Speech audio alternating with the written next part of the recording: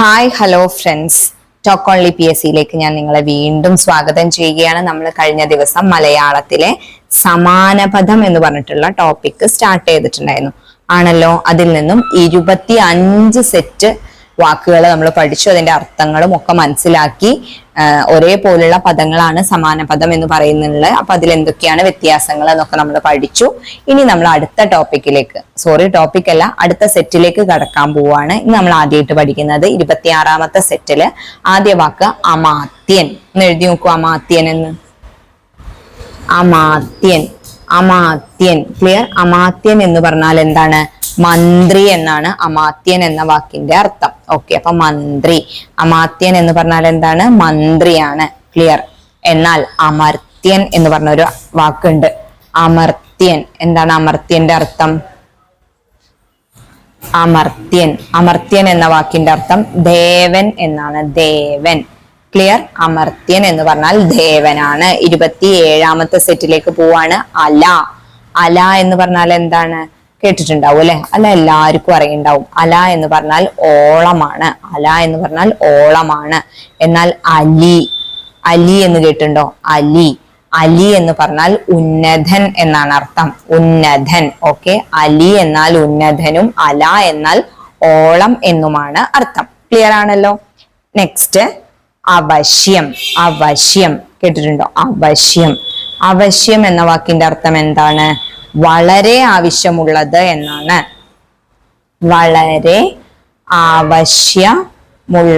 വളരെ ആവശ്യം നമ്മൾ പറയില്ലേ, അവശ്യ വസ്തുക്കൾ എന്ന് പറയില്ലേ, അതായത് വളരെ അത്യാവശ്യമായിട്ട് വേണ്ട സാധനങ്ങളാണ് അവശ്യം എന്ന് പറയുന്നത്. എന്നാൽ ആവശ്യം എന്ന് പറഞ്ഞാൽ എന്താണ്? ആവശ്യം എന്ന് പറഞ്ഞാൽ നമുക്ക് വേണ്ടത് എന്താണെന്നാണ് ഉദ്ദേശിക്കുന്നത്. അതായത് വേണ്ടത് എന്നാണ് ആവശ്യത്തിന്റെ അർത്ഥം. ക്ലിയർ ആവുന്നുണ്ടല്ലോ. 29ാമത്തെ സെറ്റിലേക്ക് നമ്മൾ പോവുകയാണ്. അശനം എന്ന വാക്കിന്റെ അർത്ഥം എന്താണ്? അശനം എന്ന് പറഞ്ഞാൽ ഭക്ഷണമാണ്. ക്ലിയർ. അശനം എന്ന് പറഞ്ഞാൽ ഭക്ഷണമാണ്. എന്നാൽ അശനി എന്ന് കേട്ടിട്ടുണ്ടോ? അശനി എന്ന് പറഞ്ഞാൽ ഇടിത്തി എന്നാണ് അർത്ഥം കേട്ടോ. ഇടിത്തി. ക്ലിയർ ആയോ? അപ്പോ 26ാമത്തെ സെറ്റ് നോക്കൂ. അമാത്യൻ മന്ത്രി എന്നാണ് അർത്ഥം. അമർത്യൻ ദേവൻ എന്നാണ് അർത്ഥം. 27ാമത്തെ സെറ്റിലേക്ക് നോക്കൂ.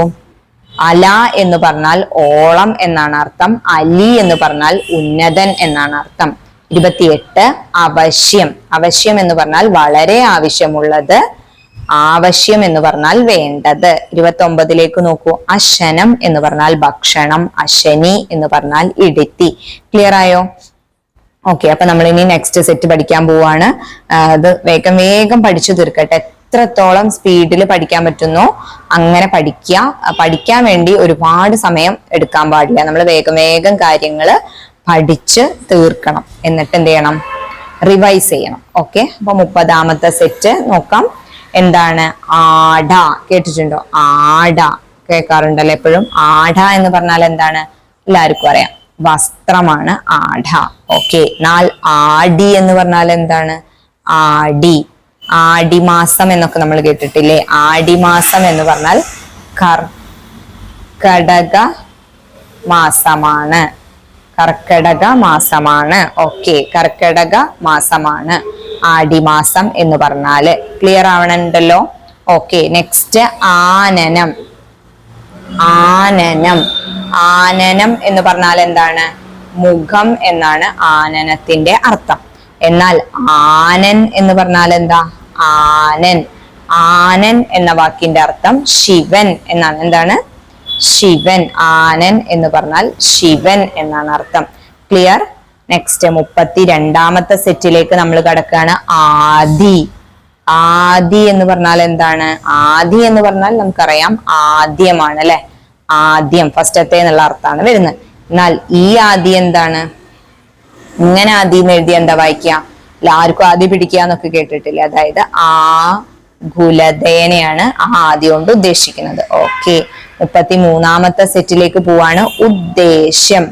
ഉദ്ദേശം എന്ന് പറഞ്ഞാൽ എന്താണ്? ഉദ്ദേശം, അതായത് ഉദ്ദേശം എത്ര സമയമായി കാണും എന്നൊക്കെ നമ്മൾ പറയാറുണ്ടല്ലേ? ഏകദേശം എന്നാണ് ഉദ്ദേശം എന്നുള്ളതുകൊണ്ട് ഉദ്ദേശിക്കുന്നത്. ഓക്കെ, ഇനി ഉദ്ദേശ്യമാണെങ്കിലോ? ഉദ്ദേശ്യം എന്ന് പറഞ്ഞാൽ എന്താ ഉദ്ദേശിക്കുന്നത്? നമ്മുടെ ഉദ്ദേശ്യ ലക്ഷ്യം എന്ന് പറയില്ല, അതായത് ലക്ഷ്യം എന്നാണ് ഉദ്ദേശ്യം എന്നതുകൊണ്ട് ഉദ്ദേശിക്കുന്നത്. ഓക്കെ, അപ്പൊ ആട എന്ന് പറഞ്ഞാൽ വസ്ത്രം, ആടി എന്ന് പറഞ്ഞാൽ കർക്കടക മാസം. 31ാമത്തെ സെറ്റില് ആനനം എന്ന് പറഞ്ഞാൽ മുഖം, ആനൻ എന്ന് പറഞ്ഞാൽ ശിവൻ. 32 ആദി എന്ന് പറഞ്ഞാൽ ആദ്യം എന്നാണ് അർത്ഥം, അതായത് ഫസ്റ്റ് എന്നർത്ഥം. ആദി എന്ന് പറഞ്ഞാൽ ആകുലത എന്നാണ് അർത്ഥം. നെക്സ്റ്റ് സെറ്റിലേക്ക് പോകുമ്പോൾ ഉദ്ദേശം എന്ന് പറഞ്ഞാൽ ഏകദേശം, ഉദ്ദേശ്യം എന്ന് പറഞ്ഞാൽ ലക്ഷ്യം. അപ്പൊ ഇത്രയും വാക്ക് ക്ലിയർ ആയല്ലോ? ഓക്കെ, എഴുതി പറഞ്ഞു പഠിക്കട്ടാ. പറഞ്ഞു പഠിക്കുന്നതിനേക്കാൾ കൂടുതൽ ഈ ഒരു ഭാഗം എഴുതി പഠിക്കണം. കാരണം പറയുമ്പോ ഇപ്പൊ ആദി എന്നൊക്കെ പറഞ്ഞാൽ ഏകദേശം കേൾക്കുന്ന ആളുകൾക്കും പറയുന്ന ആളുകൾക്കൊക്കെ ഒന്നായിട്ട് തന്നെയാണ് തോന്നുക. പക്ഷെ ആദ്യം വ്യത്യാസമുണ്ട് അല്ലെ. നെക്സ്റ്റ് 34ാമത്തെ സെറ്റിലേക്ക് നമ്മൾ കടക്കാൻ പോവാണ്. ഉന്മാദം കേട്ടിട്ടുണ്ടോ?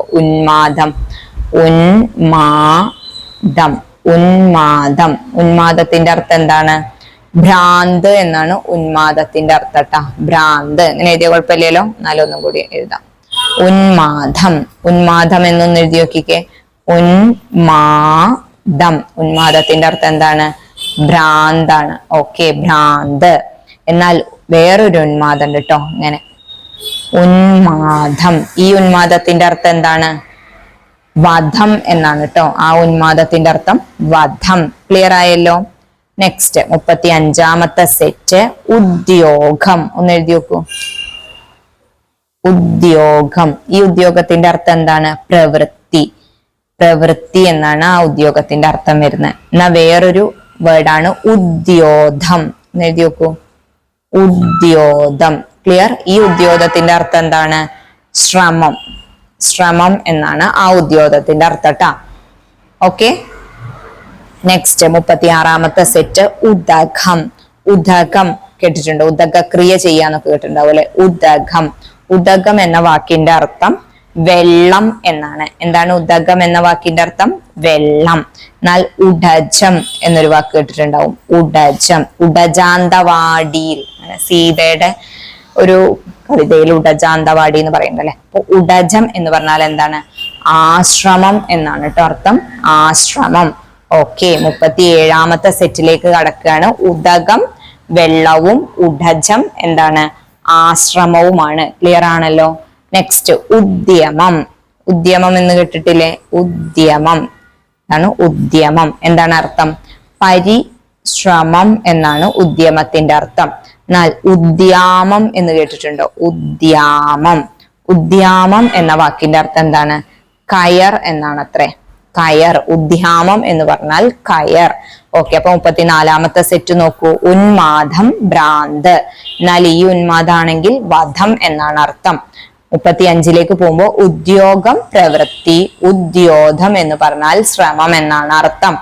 36ലേക്ക് പോകുമ്പോൾ ഉദകം വെള്ളമാണ്, ഉഡജം ആശ്രമമാണ്. 37ാമത്തെ സെറ്റ് നോക്കൂ. ഉദ്യമം എന്ന് പറഞ്ഞാൽ പരിശ്രമമാണ്, ഉദ്യാമം എന്ന് പറഞ്ഞാൽ കയർ എന്നാണ് അർത്ഥം. Okay, clear ആവുന്നുണ്ടല്ലോ?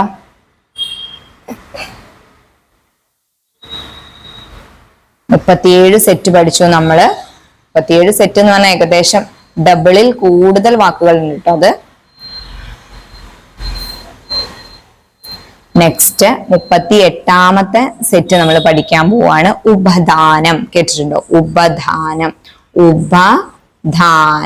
ഉപധാനത്തിന്റെ അർത്ഥം എന്താണ്? ഉപദാനം എന്ന് പറഞ്ഞാൽ തലയണ എന്നാണ് കേട്ടോ അർത്ഥം. തലയണ. ക്ലിയർ? ഉപദാനം തലയണയാണ്. എന്നാൽ ഉപനയനം ഇതെല്ലാരും കേട്ടിട്ടുണ്ടാവും അല്ലെ. ഉപനയനം എന്നാൽ എന്താണ്? പൂണൂൽ കല്യാണം എന്നാണ് കേട്ടോ പറയാ. ഉപനയനം എന്ന് പറഞ്ഞാൽ എന്താണ്? പൂണൂൽ കല്യാണം. പൂണൂൽ കല്യാണത്തിനെയാണ് എന്ത് പറയുന്നത്? ഉപനയനം എന്ന് പറയുന്നത്. ക്ലിയർ ആണല്ലോ? നെക്സ്റ്റ് ഉപലം.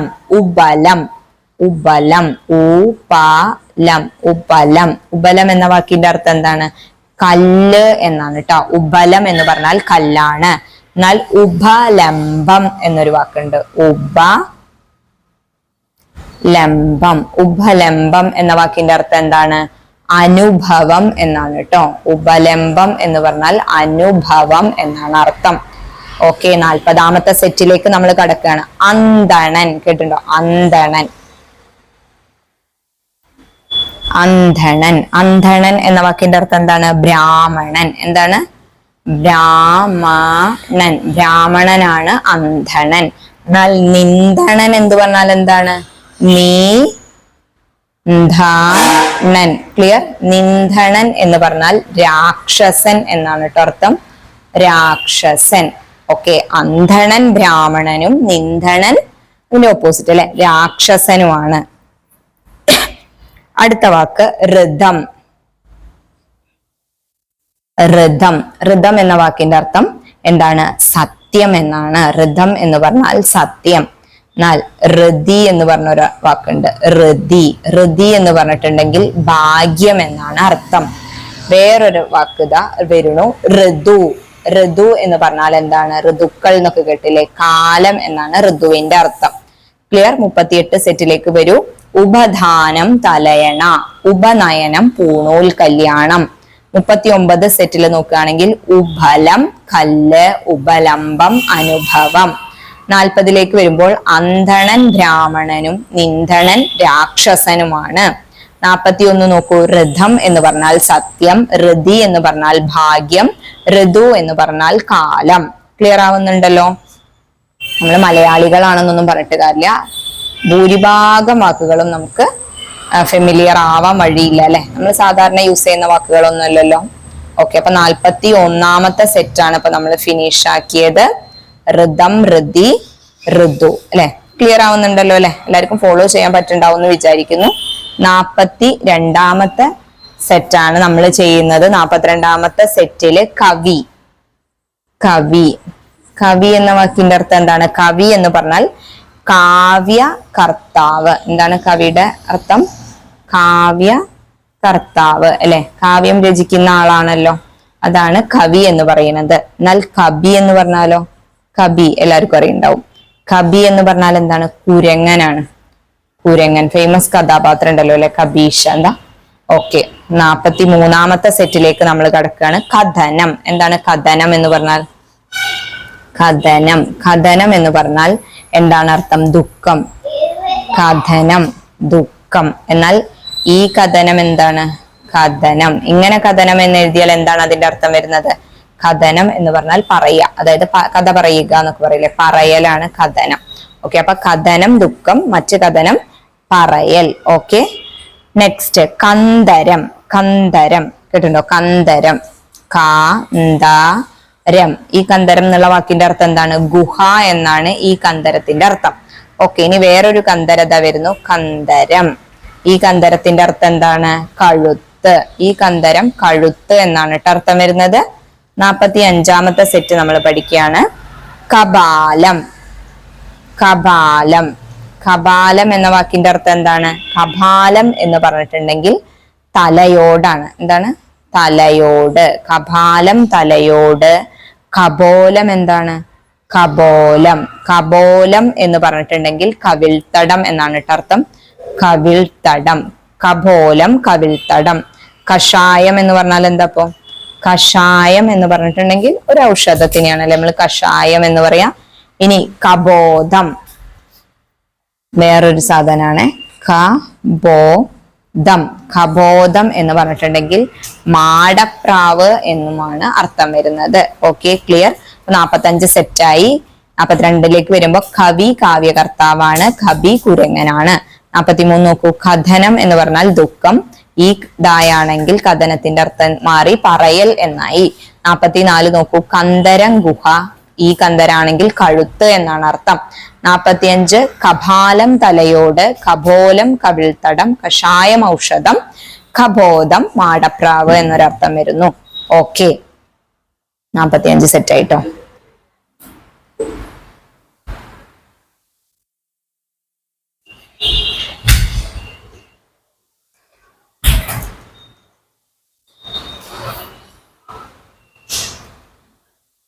നാൽപ്പത്തി ആറാമത്തെ സെറ്റാണ് നമ്മൾ ഡിസ്കസ് ചെയ്യാൻ പോകുന്നത്. 46ാമത്തെ സെറ്റിൽ എന്താ പറയുന്നത്? കുന്തം. കുന്തം എന്ന് കിട്ടുന്നുണ്ടോ? ഈ കുന്തത്തിന്റെ അർത്ഥം എന്താണ്? ഇങ്ങനെ കുന്തം എഴുതിയാൽ മുല്ല എന്നാണ് അർത്ഥം. മുല്ല, മുല്ലയ്ക്കാണ് ഇങ്ങനെ കുന്തം എന്ന് എഴുതട്ടെ. ഒന്നും കൂടി ക്ലിയർ ആയിട്ട് എഴുതാം. കുന്തം മുല്ല. ഇനി ഈ കുന്തമാണെങ്കിലോ ഇങ്ങനെ കുന്തം എഴുതിയ എന്താ അർത്ഥം വരുന്നത്? അതൊരു ആയുധമാണ് അല്ലെ? കുന്തമെറിയാന്ന് കേട്ടില്ലേ? അത് ആയുധമാണ്. അപ്പൊ ഒരു കുന്തം മുല്ലയാണ്, ഒരെണ്ണം ആയുധമാണ്. ഇനി 47ാമത്തെ സെറ്റിലേക്ക് വരികയാണ്. കായം.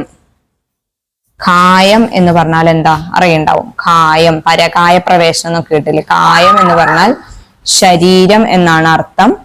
കയം എന്ന് പറഞ്ഞാലോ?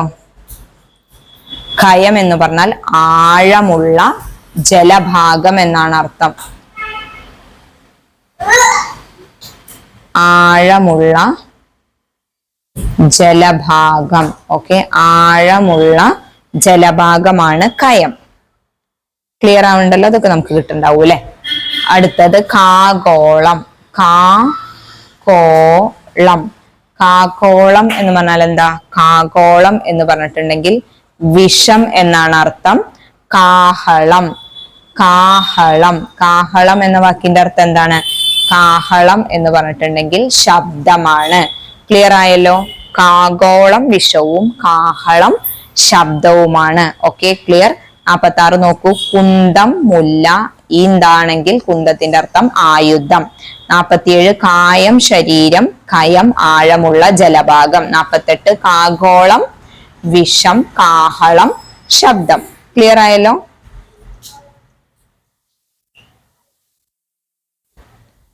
ഓക്കെ, അടുത്ത നമ്മൾ 49ാമത്തെ സെറ്റിലേക്ക് പോവാണ്. 49ാമത്തെ സെറ്റ് എന്താണ്? 49 പഠിക്കുമ്പോ കേഗി. കേഗി ഏതാണ്? കേഗി. കേഗി എന്ന വാക്കിന്റെ അർത്ഥം എന്താണ്? കേഗി എന്ന് പറഞ്ഞാൽ മയിൽ എന്നാണ് അർത്ഥം. കേഗി മയിൽ. എന്നാൽ കോകിലമാണെങ്കിലോ? കോകിലം. കോകിലം എന്ന വാക്കിന്റെ അർത്ഥം കുയിൽ എന്നാണ്. ക്ലിയർ? കുയിൽ. ഓക്കെ, അപ്പൊ കേഗി മയിലും കോകിലം കുയിലുമാണ്. 50ാമത്തെ സെറ്റ് കാകൻ. കാകൻ എന്ന് പറഞ്ഞാൽ എന്താണ്? കാകൻ എന്ന് പറഞ്ഞാൽ അറിയാം അല്ലെ? കാക്കയാണ് കാകൻ എന്ന് പറഞ്ഞാൽ. എന്നാൽ കാഗു എന്ന് പറഞ്ഞാൽ എന്താ? കാഗു എന്ന് പറഞ്ഞാൽ ചോദ്യ ചിഹ്നത്തിനെയാണ് കാഗു എന്ന് പറയുന്നത്. ക്ലിയർ ആവുന്നുണ്ടോ? 51ലേക്ക് കടക്കാൻ പോവാണ്. ഹാഫ് സെഞ്ചുറി കഴിഞ്ഞിട്ട് നമ്മൾ 51ാമത്തെ വാക്കിലേക്ക് കടക്കുകയാണ്. കരാളം. കരാളം എന്ന വാക്കിന്റെ അർത്ഥം എന്താണ്? കരാളം എന്ന് പറഞ്ഞാൽ ഭയങ്കരം എന്നാണ് കേട്ടോ അർത്ഥം. ഭയങ്കരം. കരാളം, കരാളഹസ്തം എന്നൊക്കെ പറയില്ലേ? ഭയങ്കരം എന്നാണ് അർത്ഥം കേട്ടോ. മരാളം എന്ന് പറഞ്ഞാലോ? മരാളം. മരാളം എന്ന വാക്കിന്റെ അർത്ഥം എന്താണ്? അരയന്നം എന്നാണ്. അരയന്നം. ക്ലിയർ? 52ലേക്ക് കടക്കുകയാണ്. കോടരം. ഒന്ന് എഴുതി നോക്കൂ. കോടരം. കോടരം എന്ന വാക്കിന്റെ അർത്ഥം പൊത്ത് എന്നാണ്. പൊത്ത്. ഓക്കെ, പൊത്ത്. എന്നാൽ കോടീരം എന്ന വാക്കിന്റെ അർത്ഥം എന്താണ്? കോടീരം. കോടീരം എന്ന വാക്കിന്റെ അർത്ഥം കിരീടം എന്നാണ് കേട്ടോ. കോടീരം എന്ന് പറഞ്ഞാൽ കിരീടം എന്നാണ് അർത്ഥം. ഓക്കെ, 49ലേക്ക് വരുമ്പോൾ കേഗി മയിലും കോകിലം കുയിലുമാണ്. 50ലേക്ക് വരൂ. കാകൻ എന്ന് പറഞ്ഞാൽ കാക്കയും കാഗു എന്ന് പറഞ്ഞാൽ ചോദ്യചിഹ്നവുമാണ്. 51 കരാളം എന്ന വാക്കിന്റെ അർത്ഥം ഭയങ്കരം. മരാളം എന്ന വാക്കിന്റെ അർത്ഥം അരയന്നമാണ്. 52 കോടരം എന്ന വാക്കിന്റെ അർത്ഥം പൊത്ത്. കോടീരം എന്ന് പറഞ്ഞാൽ എന്താണ്? കിരീടമാണ്. കോടീരം എന്ന് പറഞ്ഞിട്ടുണ്ടെങ്കിൽ കിരീടമാണ്. ഓക്കെ, ബോറടിക്കുന്നുണ്ടോ ആർക്കെങ്കിലും? ബോറടിക്കുന്നുണ്ടെങ്കിൽ സ്പീഡ് കൂട്ടിയിട്ട് കാണാം. അത്രേ ഉള്ളൂ കേട്ടോ ചെയ്യാൻ. അല്ലാതെ പഠിക്കാതിരിക്കുക എന്ന് പറഞ്ഞിട്ടുള്ള ഒരു ഓപ്ഷൻ ഇല്ല. പഠിക്കുക, പഠിക്കുക, പഠിച്ചുകൊണ്ടേയിരിക്കുക. അതാണ് നമ്മുടെ മുദ്രാവാക്യം. ഓക്കെ, 53ാമത്തെ സെറ്റിലേക്ക് നമ്മൾ പോവാണ്. കരം. കരം എന്ന് പറഞ്ഞാൽ എന്താണ്? കരം. കരം പിരിക്കുക എന്നൊക്കെ കേട്ടില്ലേ? കരം എന്ന് പറഞ്ഞാൽ നികുതി എന്നാണ് അർത്ഥം. ക്ലിയർ? കർപ്പരം എന്ന് പറഞ്ഞ വാക്കിന്റെ അർത്ഥം എന്താണ്? ഇതൊക്കെ കേട്ടിട്ടുണ്ടോ ആരെങ്കിലും? കർപ്പരം. കർപ്പരം എന്ന് പറഞ്ഞാൽ തലയോട് എന്നാണ് അത്ര അർത്ഥം. തലയോട്. തലയോട്. ക്ലിയർ? കരം നികുതിയും, കർപ്പരം തലയോടും. അടുത്തത് കളഭം. കളഭം എന്ന് കേട്ടിട്ടുണ്ടാവൂലെ? കളഭം തരാം ഭഗവാനെ, ആ പാട്ടിലുള്ള കളഭാണോ അറിയില്ല. കളഭം എന്ന് പറഞ്ഞാൽ ആനക്കുട്ടി എന്നാണ് അത്ര അർത്ഥം. ആനക്കുട്ടി. കളഭം എന്ന് പറഞ്ഞാൽ ആനക്കുട്ടി. എന്നാൽ കളേഭരം എന്ന് പറഞ്ഞാൽ എന്താണ്? കളേഭരം. കളേഭരം എന്ന വാക്കിന്റെ അർത്ഥം എന്താണ്? ശരീരം. കളേഭരം എന്ന് പറഞ്ഞാൽ ശരീരമാണ്. ക്ലിയർ? 55ാമത്തെ സെറ്റിലേക്ക് പോവാണ്. കണ്ടം. ഒരു കണ്ടാണ് കേട്ടോ നമ്മള്, ഇങ്ങനെയുള്ളൊരു കണ്ടം. കണ്ടം എന്ന് പറഞ്ഞാൽ, ഈ കണ്ടം എന്ന് പറഞ്ഞാൽ കഷ്ണം എന്നാണ് അർത്ഥം, അല്ലെങ്കിൽ നിലം എന്നും അർത്ഥം വരുന്നുണ്ട്. ഇനി വേറൊരു കണ്ടാണിത്, കണ്ടം. ഈ കണ്ടത്തിന്റെ അർത്ഥം എന്താണ്? കഴുത്ത് എന്നാണ് അർത്ഥം. Okay, clear? അടുത്തത് 56ാമത്തെ സെറ്റ് കൗമുദം. കൗമുദം. കൗമുദം എന്ന വാക്കിന്റെ അർത്ഥം ആമ്പൽ എന്നാണ്. ആമ്പൽ. എന്താണ്? ആമ്പൽ. എന്നാൽ കൗമുദി കേട്ടിട്ടുണ്ടോ? കൗമുദി. കൗമുദി എന്ന വാക്കിന്റെ അർത്ഥം നിലാവ് എന്നാണ്. കൗമുദി എന്താണ്? നിലാവാണ്. 53 നോക്കൂ. കരം നികുതി കർപ്പരം തലയോട്. 54 കളഭം ആനക്കുട്ടി കളേഭരം ശരീരം. 55 കണ്ടം എന്ന് പറഞ്ഞാൽ കഷ്ണം എന്നും നിലമെന്നും അർത്ഥമുണ്ട്. എന്നാൽ ഈ കണ്ടം കഴുത്ത് എന്നാണ് അർത്ഥം. 56 കൗമുദം ആമ്പലും കൗമുദി നിലാവുമാണ്. ഓക്കെ, അപ്പൊ 56 സെറ്റാണ് പഠിച്ചത്. ഒരു 4 സെറ്റും കൂടി പഠിച്ചിട്ട് നമുക്ക് ഇന്നത്തെ ക്ലാസ്, ഈ ഒരു ക്ലാസ് അവസാനിപ്പിക്കാം. അപ്പൊ 60 എത്തും നമ്മൾ. റൗണ്ട് ചെയ്ത് നിർത്താം അല്ലെ നമുക്ക്? ഓക്കെ, 56 സെറ്റ് പഠിച്ചു കഴിഞ്ഞു. നെക്സ്റ്റ് 57ാമത്തെ സെറ്റിലേക്ക് കടക്കുകയാണ്. കാലഹരണം. എങ്ങനെയാണ്? കാലഹരണം. കാലഹരണം എന്ന് പറഞ്ഞാൽ എന്താ? കാലാവധി തീർന്നു പോകല്. ഓക്കെ, കാലാവധി തീർന്നു പോകൽ, അതിനെയാണ് കാലഹരണപ്പെട്ടു എന്ന് പറയുക അല്ലെ. എന്നാ കാലകരണം എന്ന് പറഞ്ഞാൽ എന്താ? കാലകരണം. കാലകരണം എന്ന് പറഞ്ഞിട്ടുണ്ടെങ്കിൽ സമയം നിശ്ചയിക്കലാണ് കേട്ടോ. സമയം നിശ്ചയിക്കൽ. ഓക്കെ, കാലകരണം എന്ന് പറഞ്ഞാൽ സമയം നിശ്ചയിക്കൽ. ക്ലിയർ ആയോ? 58ാമത്തെ ക്ഷണം. ക്ഷണം എന്ന വാക്കിന്റെ അർത്ഥം ക്ഷണിക്കുക. നമ്മൾ എന്തിനേലൊക്കെ ആളുകളെ ക്ഷണിക്കില്ലേ? അതാണ് ക്ഷണം എന്ന വാക്കിന്റെ അർത്ഥം. എന്നാൽ ക്ഷണനം എന്ന വാക്കിന്റെ അർത്ഥം എന്താണ്? ക്ഷണനം. ക്ഷണനം എന്ന വാക്കിന്റെ അർത്ഥം വധം എന്നാണ് കേട്ടോ.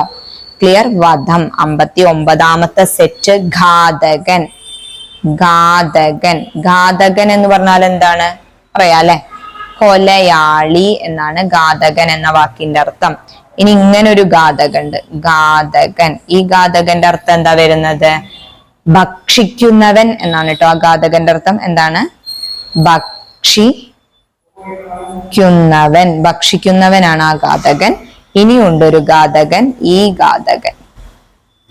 ഈ ഘാതകന്റെ അർത്ഥം എന്താ വരുന്നത്? അത് കഴിക്കുന്നവൻ.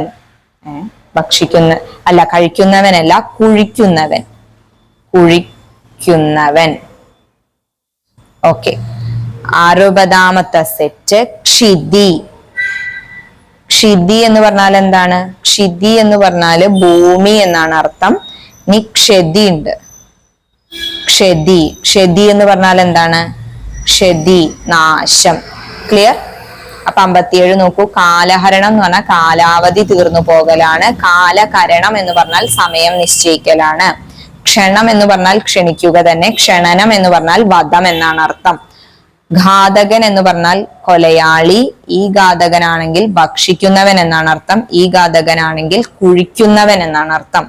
നെക്സ്റ്റ് 60ാമത്തെ സെറ്റ് ക്ഷിതി എന്നാൽ ഭൂമി എന്നും ക്ഷതി എന്നാൽ നാശം എന്നുമാണ് അർത്ഥം.